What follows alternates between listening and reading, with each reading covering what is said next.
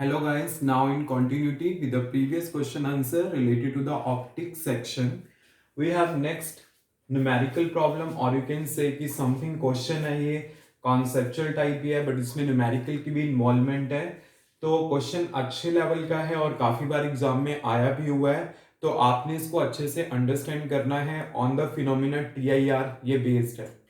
आपके पास क्वेश्चन क्या है in the figure given below three light rays एक आपके पास कौन सी है रेड है जिसको आर से शो किया गया है एक ग्रीन है जिसको जी से शो किया गया है और एक हमारे पास क्या है ब्लू है जिसको बी से शो किया गया है are incident on an isosceles right angle prism ABC आपके पास right angle prism ABC given है उसके ऊपर स्ट्राइक कर रही है on the face AB explain with reason which ray of light will be transmitted through the face AC ये जो फेस AC है इससे कौन सी रे यहां पे पास आउट होगी वो आपने बताना है the refractive index of prism for red green and the blue light are 1.39 1.44 and 1.47 मतलब तीनों कलर्स के लिए आपके पास रिफ्रैक्टिव इंडेक्सेस गिवन है trace the path of the rays after passing through the face यहां पे AB के प्लेस पे आपके पास क्या आएगा AC आएगा मतलब जब रे ऑफ लाइट AC से पास आउट हो जाती है then you have to trace their path clear.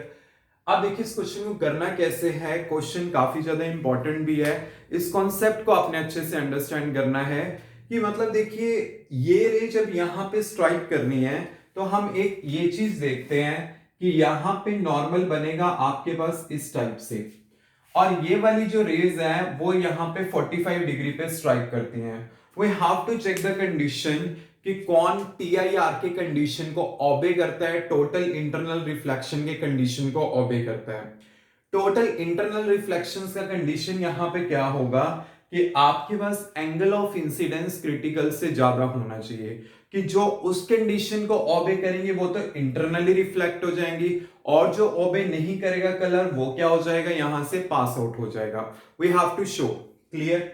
अब देखिए यहां पे क्या है देखिए आपने यहां पे किस टाइप से इसको शो करना है किस टाइप से आप इसे एक्सप्लेन कर सकते हो वो चीज देखिए हमारे पास यहां पे तीन रेज हैं और उनके कॉरेस्पॉन्डिंग प्रिज्म का रिफ्रैक्टिव इंडेक्स गिवन है तो पहले मैं लिख लेता हूं यहां पे मेरे पास रेड है ग्रीन है ब्लू है और रेड के लिए रिफ्रैक्टिव इंडेक्स है 1.39 और इसके लिए गिवन है 1.44 और इसके लिए गिवन है 1.47 क्लियर।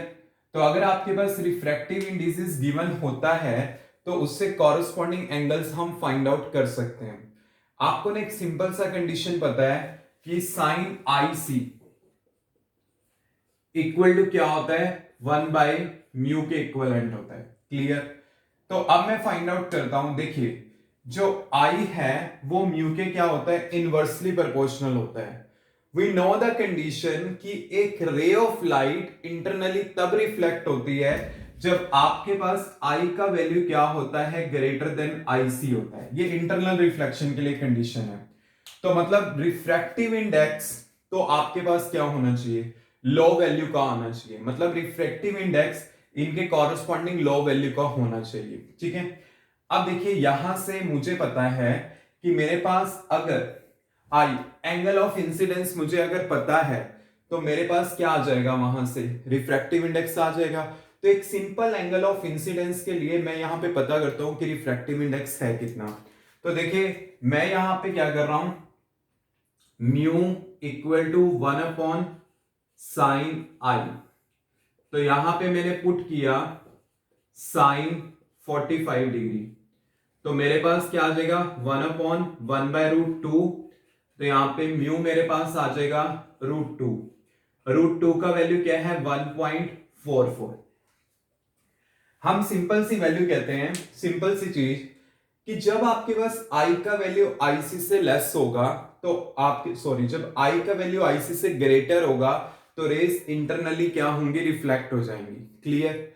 तो I IC से ग्रेटर होना चाहिए या इन शॉर्ट में ये कहूं कि आपके पास जिनके लिए क्रिटिकल एंगल स्मॉल होगा वो इंटरनली रिफ्लेक्ट होंगी।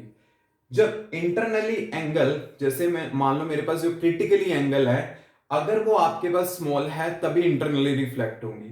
बट ये इसके इनवर्स प्रोपोर्शनैलिटी में काम करता है। जहां पे एंगल ऑफ इंसिडेंस, ये वाला मतलब क्रिटिकल एंगल मेरे पास अगर कम हो गया तो रिफ्रैक्टिव इंडेक्स क्या होना चाहिए? ज्यादा होना चाहिए।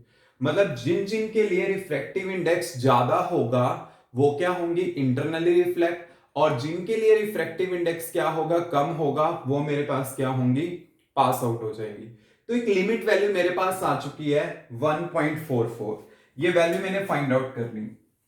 Now you have to apply the condition कि जो रिफ्रैक्टिव इंडिसेस इससे ज्यादा होंगे उनके लिए आईसी का वैल्यू क्या होगा? कम होगा। मतलब जो रिफ्रैक्टिव इंडिसेस आपके पास ज्यादा हैं, लाइक 1.44, सॉरी ये आपके पास आएगा 1.41 आता है वैल्यू।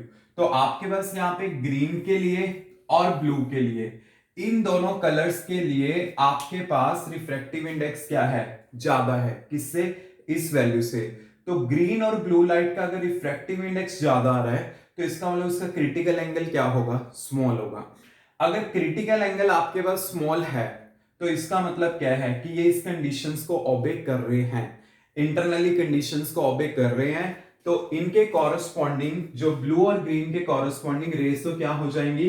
इंटरनली रिफ्लेक्ट हो जाएंगी। मतलब ये इस टाइप से चली जाएंगी। क्लियर? बट आपके पास जैसे रेड कलर है, रेड कलर का जो रिफ्रैक्टिव इंडेक्स है वो इससे क्या है? कम आया है। अगर वो रिफ्रैक्टिव इंडेक्स कम आया है तो इसका मतलब क्या है? वो कंडीशंस को ओबे नहीं करा, क्योंकि ये इससे वैल्यू कम है। अगर कम आया है रिफ्रैक्टिव इंडेक्स तो इसका मतलब इसका क्रिटिकल एंगल क्या हुआ? ज्यादा हुआ। अगर क्रिटिकल एंगल ज्यादा होता है तो वो इस कंडीशंस को ओबे नहीं कर पा रहा। अगर वो इस तरह की कंडीशंस को ओबे नहीं कर पा रहा तो इसका मतलब आपके पास क्या हो रहा है? यहां पे रे क्या हो जाएगी? पास आउट हो जाएगी। मतलब आपके पास वो इंटरनली रिफ्लेक्ट नहीं होगी। मतलब मैं ये कह सकता हूं कि आपके पास क्या है कि जाना तो इसको क्या था कि अगर ये यहां पे स्ट्राइक कर रही है तो इसका नॉर्मल बनेगा मेरे पास ये, और जाना इसने इस टाइप से था तो ये कैसे जाएगी? Away from the normal. मतलब ये इस टाइप से निकल जाएगी। तो रेड कलर तो आपके पास क्या हो जाएगा? यहां से पास आउट हो जाएगा। बाकी ये दोनों क्या हो जाएंगे? इंटरनली रिफ्लेक्ट हो जाएंगे। ये क्वेश्चन एग्जाम में काफी बार आया हुआ है और आपको क्लियर भी होना चाहिए किस वे में आपने अटेम्प्ट करना है। मतलब एक कंडीशंस याद रखनी है कि आपके पास साइन आई से इक्वल टू म्यू होता है 1/म्यू।